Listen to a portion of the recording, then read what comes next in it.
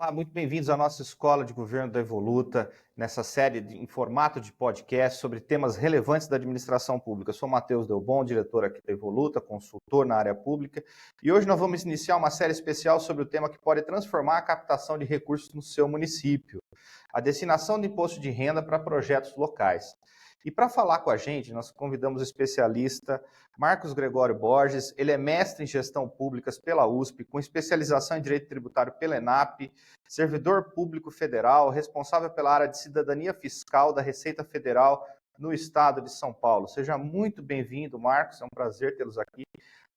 Agradeço muito ter aceitado o nosso convite e vamos bater um papo sobre esse tema que é a destinação do imposto de renda dos municípios. Os municípios têm deixado muito dinheiro na mesa.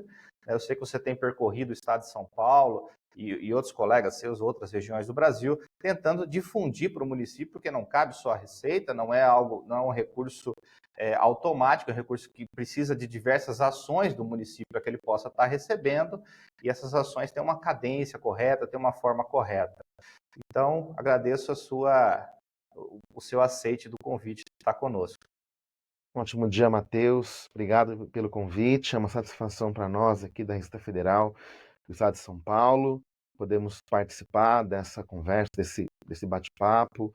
Tem sido realmente um trabalho nos últimos anos. A Receita Federal tem realmente se empenhado nesse trabalho de orientação dos municípios em relação a esse assunto.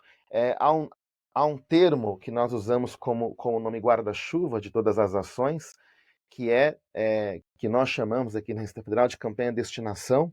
Eu sou cidadão solidário, é o nome guarda-chuva, e aí é uma série de ações que nós fazemos, de, de, de várias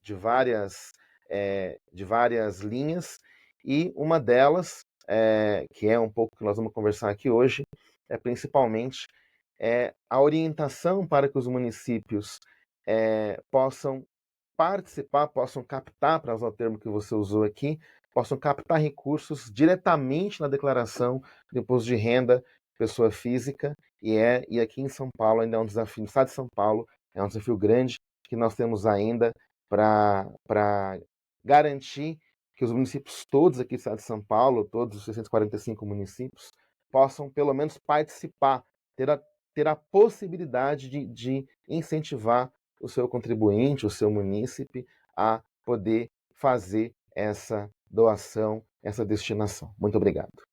Então, Marcos, só antes da gente falar sobre o processo de regularização, como é que funciona o fundo, vamos lembrar que nós tivemos eleições, temos uma série de novos prefeitos, novos secretários, e que não conhecem nada, muitas vezes, de fundos municipais, estão começando a se inteirar sobre o sistema tributário brasileiro agora, né? A gente sabe que a campanha é com base em intenções, em popularidade. Então, eu gostaria que você explicasse melhor para os nossos alunos o que exatamente é a destinação do imposto de renda e como ela funciona para esses novos prefeitos e secretários que estão ingressando agora nesse ano. Então, o que acontece?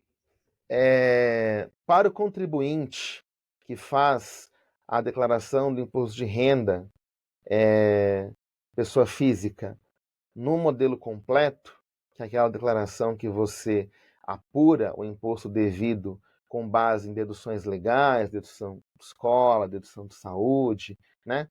Para esse contribuinte que faz a opção por apurar o imposto com base nas deduções legais, popularmente conhecido como modelo completo, ele pode abater desse imposto devido, né, doações que ele faz, certas doações que ele pode fazer.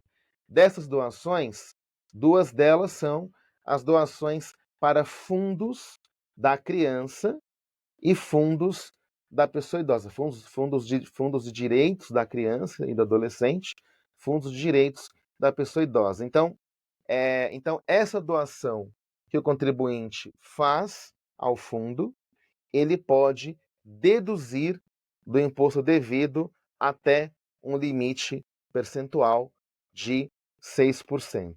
Essa possibilidade ela existe já há muito tempo, né? Já há muitos anos.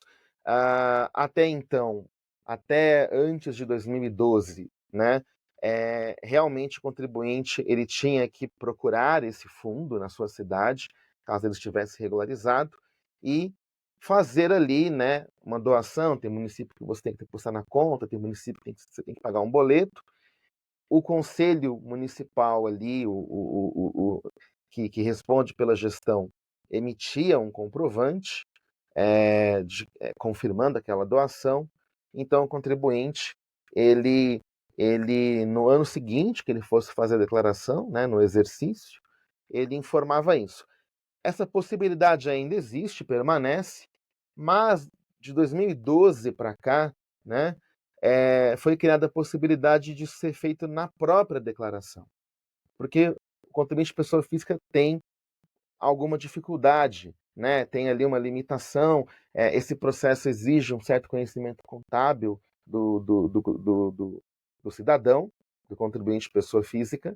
Então, criou-se a possibilidade, no caso desses dois fundos, do contribuinte poder diretamente na declaração. Então, ele faz normalmente a declaração dele, informando rendimentos tributáveis e tal, informando as deduções legais que ele tem ali direito, né, com base naquilo que efetivamente aconteceu no ano fiscal dele.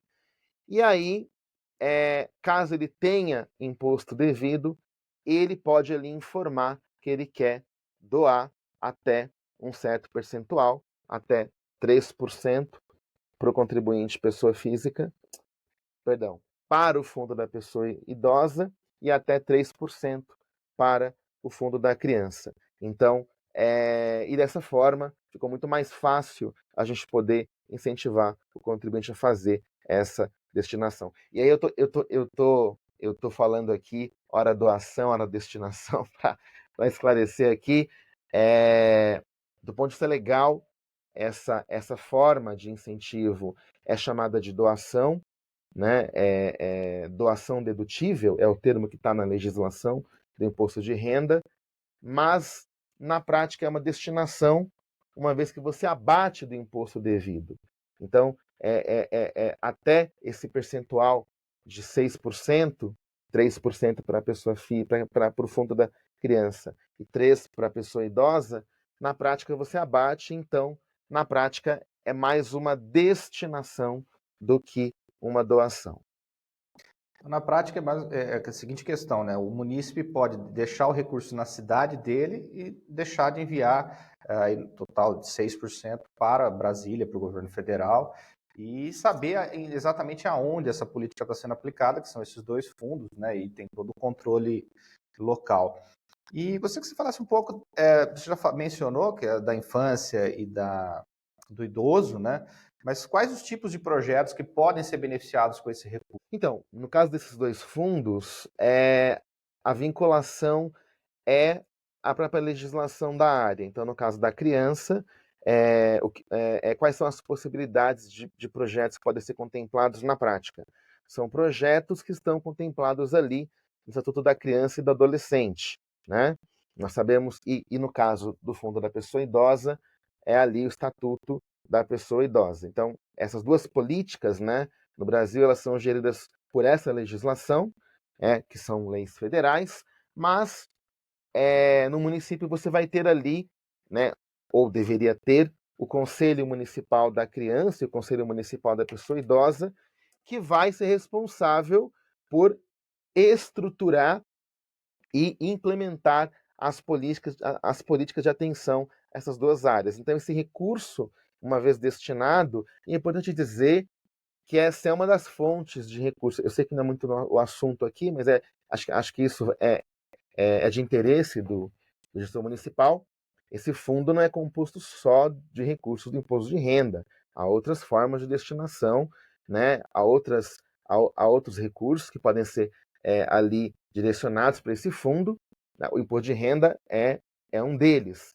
Mas, de uma forma ou de outra, os projetos aonde são empenhados esses recursos são projetos que devem ser submetidos aos conselhos de direitos, né, da criança, da pessoa idosa, que serão estruturados com base no Estatuto da Criança e no Estatuto da Pessoa Idosa. Legal, Marcos. Agora vamos a um tema central, que foi justamente o que me causou muito interesse nesse tema, né, assistindo sua palestra no último evento que a gente teve junto em Águas de São Pedro, que é quanto de dinheiro os municípios estão deixando na mesa, né? Para que a gente tenha ideia, e até o motivo da gente estar fazendo essa série é justamente para tentar conscientizar que tem muito recurso praticamente não sendo utilizado ou nem sequer trabalhado. A gente tem municípios que trabalham, depois nós vamos falar isso, municípios que nem sequer têm o fundo constituído para poder receber, né? Então, qual é o potencial de arrecadação? Vamos usar esse termo arrecadação, não é bem isso, seria doação, mas é uma fonte para o município, né, para desenvolver políticas públicas, né, que pode alcançar com esse mecanismo. Bom, a gente fazendo aqui uma estimativa por baixo, com base nos dados do último ano, o potencial, vamos começar lá de Brasília, né?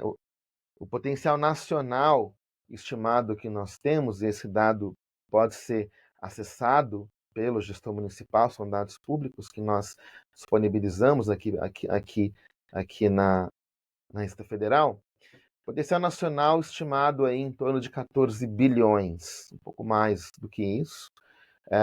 E nós tivemos uma destinação nacional de um pouco mais de 300 milhões, 350, um pouco mais do que isso.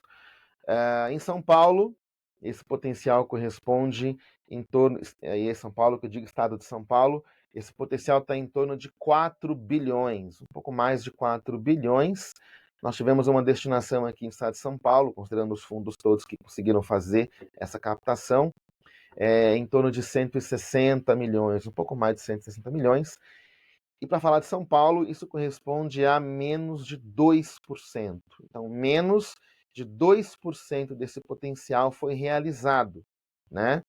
E inclusive a gente pode falar isso mais à frente, mas vale dizer que nem todo esse valor chegou no caixa dos fundos por questões ali de problema no repasse, ainda tem uma parcela considerável de recurso que é até destinada, o contribuinte até faz a destinação, mas por motivos ali de questões de cadastro, questões bancárias, o recurso ainda não chega. Então, nem sequer esse valor, que corresponde aí a 1,8%, mais ou menos, do potencial, no caso de São Paulo, chegou nas contas dos nossos municípios. Então, realmente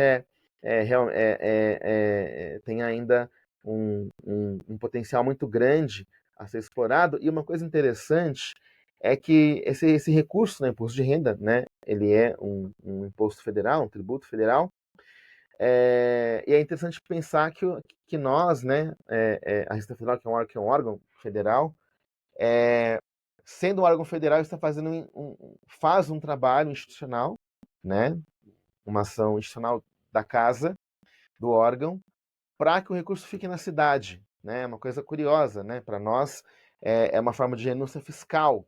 Nós estamos renunciando a uma parte de um recurso federal para que ele fique seja aplicado em políticas públicas no município, né? Então é uma coisa bastante interessante que o órgão federal está fazendo um trabalho incentivando, orientando, incitando o município a que ele capte esse recurso para que seja gasto na sua cidade. É bem interessante que é uma visão bem federativa mesmo, que a gente sabe que muitas vezes esses dois fundos em específico, o município conhece muito melhor as necessidades que o governo federal. Então, às vezes é muito mais fácil que o dinheiro fique já na ponta do que vá para o governo federal e amanhã ou depois tenha que voltar para a ponta através de programas sociais, enfim, porque o governo federal também não tem capacidade de atuar na base, né, da sociedade, que é o município.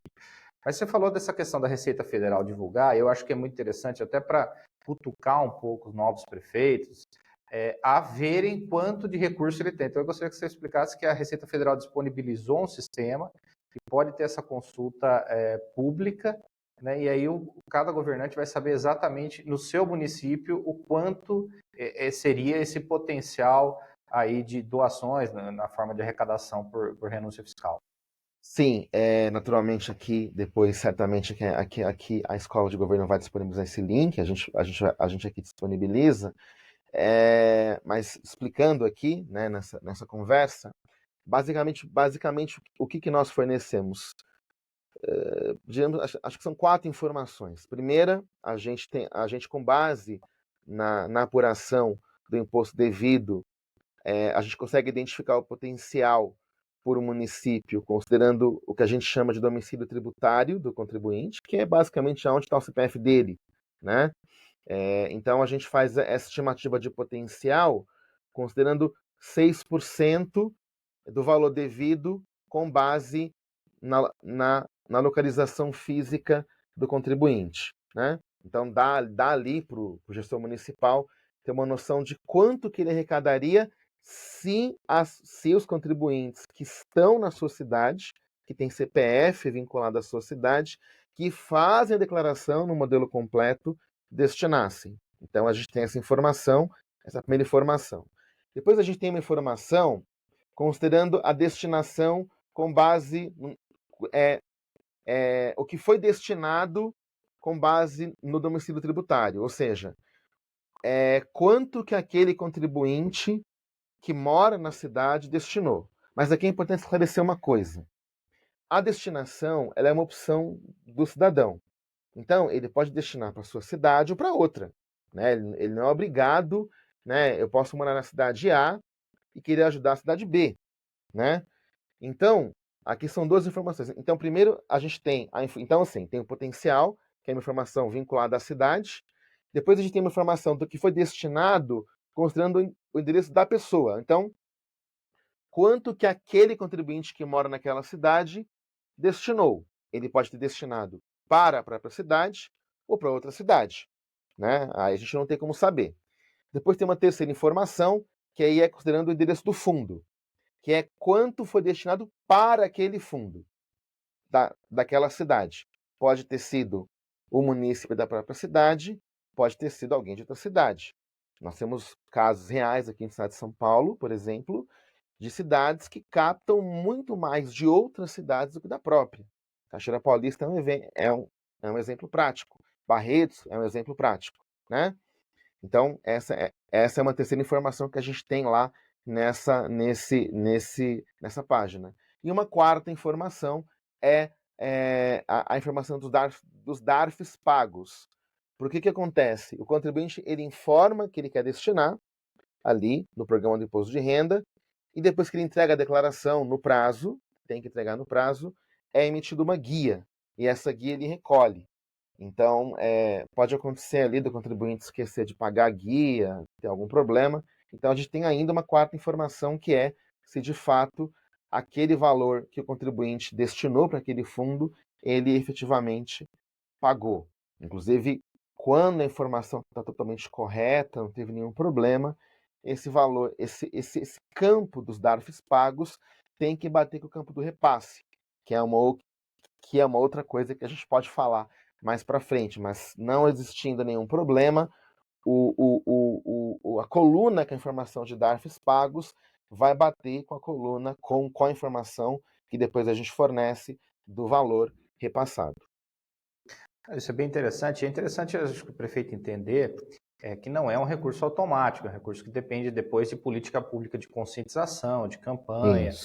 Hoje aqui o objetivo é mais a gente explicar como funciona o mecanismo, mas tem uma outra ponta de política municipal a ser feita, né, de conscientização, mas não adianta nada trabalhar essa outra ponta sem fazer toda essa lição de casa que nós vamos conversar aqui hoje. E até para ele entender um pouco o porquê de como isso acontece, então eu queria que você contasse para a gente como funciona na prática a descentralização do ponto de vista do contribuinte, porque é algo voluntário, muitos não sabem, né? Então, o que ele tem que fazer no momento da declaração, até para os prefeitos irem pensando em quais políticas públicas eles vão estruturar para incentivar o contribuinte a fazer essa destinação. Você citou o exemplo de Barreto, de Cachoeira Paulista. Barreto, a gente sabe que tem o Hospital do Câncer, que faz muita campanha de destinação. Então, ele trabalha na ponta.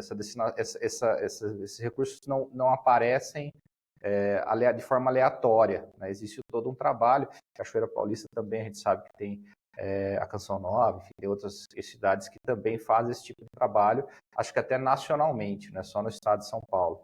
Porque lembrando, a gente está falando de estado de São Paulo, mas a destinação você pode ir para qualquer cidade no país. Né? Isso mesmo. Então, Queria que você falasse um pouquinho de como é que funciona na prática com relação ao contribuinte. Então, talvez até seja interessante já em algum momento disponibilizar talvez até um tutorial aqui, eu vou tentar aqui explicar. Então, o contribuinte, o que ele faz? Ele tem, né, assim, tem dois termos que a gente fala muito nesse contexto da campanha, que é importante explicá-los, né? E que é muito caro para o imposto de renda. Então, nós temos o conceito de ano calendário, que é o ano fiscal, é o ano em que você tem ali a sua vida econômica, né? As suas atividades econômicas, e tem o exercício, que é o ano de entrega da declaração.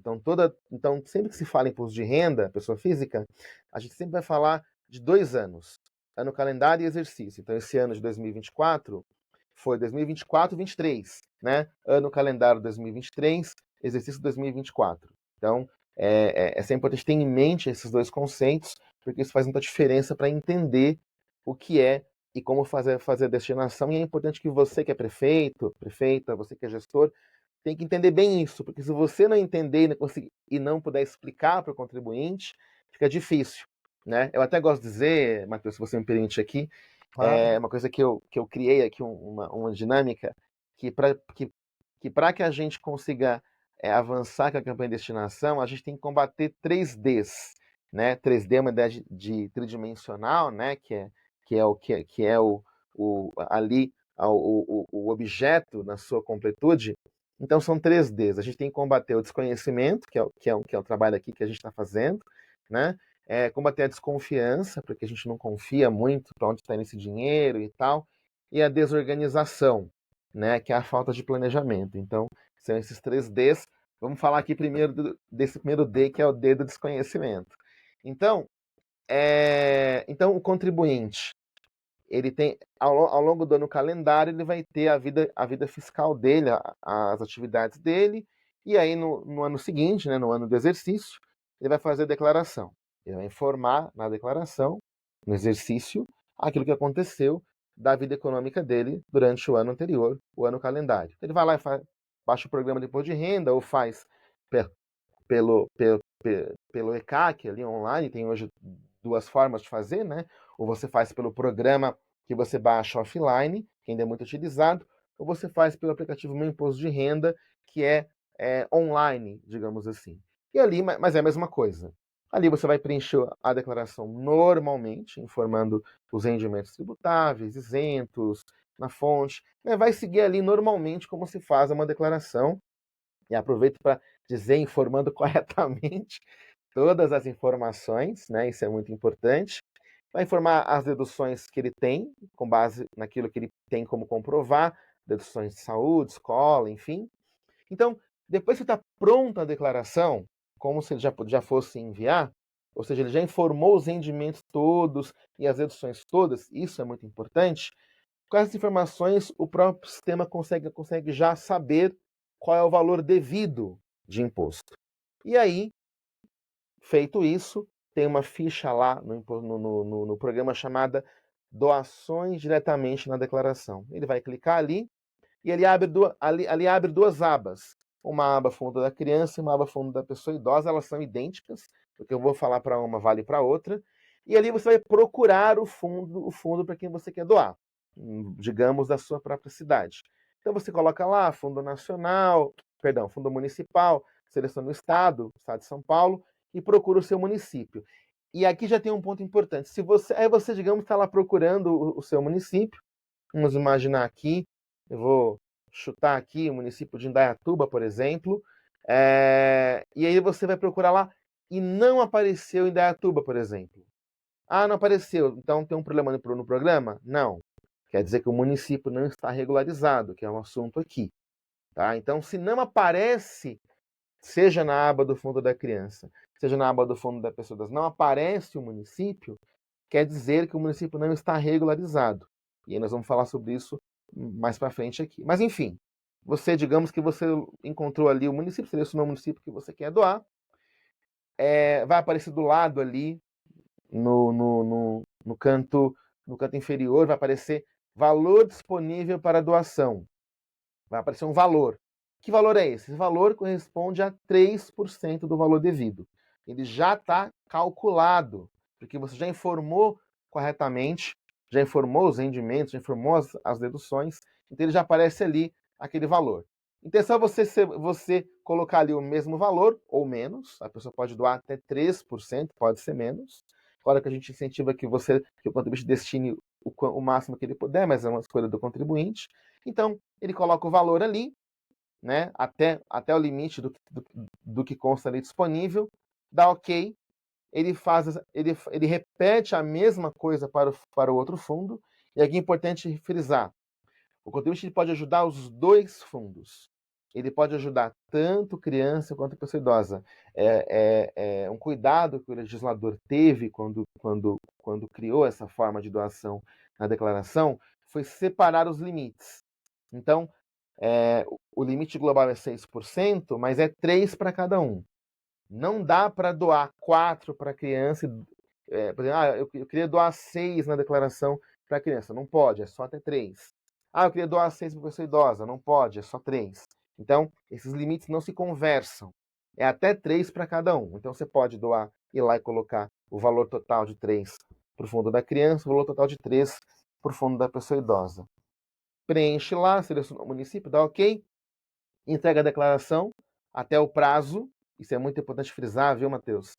Que a doação só pode ser feita até o prazo final de entrega. Uma coisa que é muito comum acontecer é a pessoa entregar a declaração durante ali, entre 15 de março e 31 de maio, e ela fala, eu vou deixar para pagar essa guia, porque tem que pagar a guia depois. Tudo bem, ela pode, mas tem duas situações. Enquanto ela não emite o DARF e não paga, a declaração ela não homologa, porque falta ali essa informação.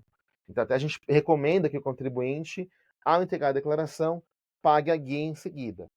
Mas ele não quer, ele quer deixar para o final. Tudo bem, ele pode. Mas tem duas situações que precisa observar. Enquanto não recolher a guia, a declaração não é homologada, então não entra na fila de restituição, por exemplo.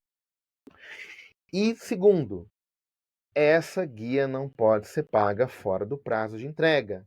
Isso não pode, assim, eu esqueci de pagar, passou 31 de maio. Não, mas tudo bem, eu vou emitir a guia e vou pagar em atraso. Não pode, não pode.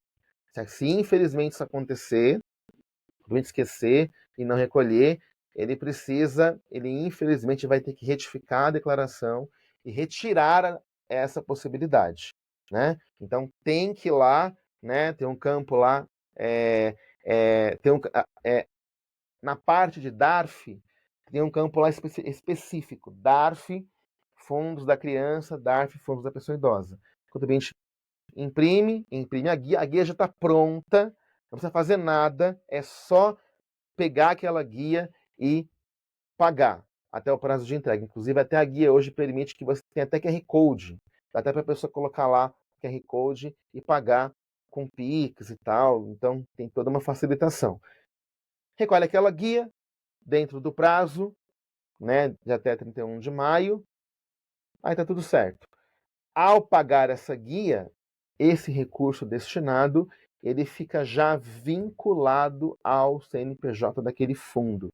Então, e é importante dizer, Matheus, que fazendo corretamente, deixando a declaração corretamente, emitindo o DARF corretamente, pagando no prazo previsto, não há risco nenhum de malha fiscal. Da forma como foi estruturado, não há mais nada que o cidadão tenha que fazer. Basta que simplesmente ele recolha no prazo e aquilo já vai ficar vinculado ao fundo e não há nenhum risco do contribuinte incorrer em função disso, em malha fiscal. E essa guia dessa destinação dos fundos é separada da guia normal do imposto de renda? Sim. Ele pode só pagar essa guia de 3%, vamos supor que ele não tem o valor da totalidade do tributo dele, que é esperar, mas ele pode recolher de 3% para garantir que caia na sua cidade e depois, sim, recalcular a DARF, então, todos aqueles procedimentos que a Receita tem para pagamento em atraso. Sim, são coisas distintas, né? Então, por exemplo, no caso do contribuinte que tenha valor que ele fez a declaração e deu que tem a pagar, né? Que ele pode até dividir em 8 cotas. O que vai acontecer? Vamos supor que ele tenha R$ 1.000 de imposto a pagar, né? Deu lá que tem que pagar R$ 1.000 e ele destinou R$ 200. Sempre fundo da criança, sempre fundo da pessoa idosa. O que vai acontecer? Vai gerar, vamos supor que ele vai pagar à vista.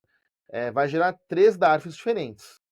Um DARF de R$ 800, que é o DARF normal do imposto a pagar, e vai gerar um DARF do fundo da criança e um DARF do fundo da pessoa idosa de 100 cada um. Então, aqueles 1.000 que ele iria pagar, caso ele destine, transforma-se em 3 DARFs, um de 800, um de 100 e outro de 100. Então, você vê que ele não paga nada a mais, né? Então, são DARFs distintos. Mas no caso do contribuinte, que é uma coisa muito comum aqui, talvez eu estou até antecipando uma pergunta que seria me fazer, porque é muito comum a pessoa falar, olha, eu não vou doar, eu não vou destinar, porque eu só tenho restituir. Tem nada a ver, né? Então vamos inverter a situação.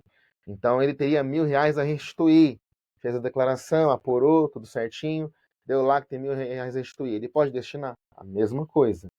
Ele vai informar lá, por exemplo, que vai destinar R$ 100 para cada um, né? Vamos continuar aqui com o mesmo exemplo, e vai gerar 2 DARFs. Ele não vai gerar DARF a pagar, porque ele não tem a pagar. Ele vai pagar esses 2 DARFs, né? R$ 100 até o prazo final de entrega. E aí o que acontece? Quando ele for restituir, ele teria a receber R$ 1.000, ele vai receber quanto? 1.200.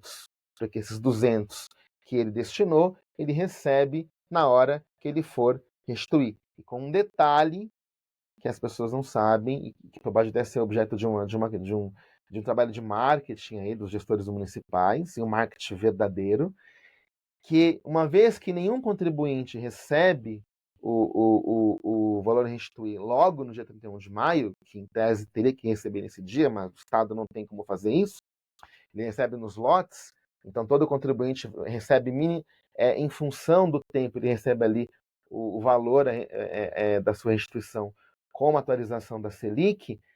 Essa Selic é calculada sobre o valor total.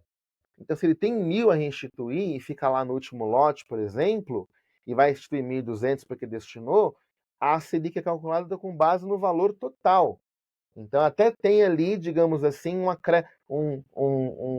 um certo investimento social que ele tem por ter feito uma ação cidadã de destinar. Então, além de não pagar nada, no caso da restituição, ainda vai ter um valorzinho a mais a receber. Isso é bem legal. Os gestores entendam, até para fazer a campanha de marketing, que o contribuinte não perde nada, nem sequer os juros, né, que ele recebe dinheiro aplicar a taxa Selic na sua restituição. Eu acho que ficou bem claro para o contribuinte, né, que tem que ser comunicado disso, que não tem perda, que vai caber sim ao município conscientizá-lo para reter, né? Mas agora só para a gente antecipar a última pergunta dessa aula, mas já para introduzir o tema da próxima aula, por que tantos municípios não aproveitam essa oportunidade? Você falou que no São Paulo quase 2%, uma conta rápida, no Brasil isso não chega a 1%. Por que isso acontece? Há várias explicações, mas eu diria que a questão principal, quero acreditar que ainda seja desconhecimento, né? Pelo menos com base naquilo que a gente conversa com os prefeitos, nesse evento que a gente esteve junto ali da Associação Paulista de Municípios de Pequeno Porte, eu tive a oportunidade de conversar com pelo menos uns 20 prefeitos pessoalmente, inclusive vários prefeitos recém-eleitos, né? Então, eu ia falar recém-impostados, mas ainda não foram impostados aqui na data da nossa gravação. E eles não sabem, é sempre um susto, né? Em 100% dos casos de palestras que a gente dá pelo estado e até fora de São Paulo, é sempre um susto muito grande. Então, eu acho que a questão primeira é realmente um desconhecimento, seja do potencial, seja do que precisa fazer em termos da regularização, em termos da campanha. Eu acho que ainda essa ainda é a explicação mais evidente, que melhor explica isso, né? Eu acredito que seja isso. Muito obrigado, Marcos. Vamos encerrar essa primeira aula. E no próximo episódio nós vamos começar a explorar, né, o passo a passo, né, para o primeiro ponto, que é regularizar os fundos municipais. Você vai falar, mas tem dados que assustam, né, principalmente com relação ao fundo do idoso, a porcentagem de fundos efetivos, porque o primeiro passo, assim, é ele estar habilitado a receber. A gente já se antecipou um pouco de falar de campanha de conscientização, explicar um pouco da ponta do contribuinte, mas se o município não tiver regular e tem todo um trâmite, tem as suas especificidades, é um fundo criado pelo município, então, nessa próxima aula nós vamos explorar esse tema. Mais uma vez agradeço, Marcos, pela presença e nos vemos na próxima aula. Muito obrigado, eu que agradeço.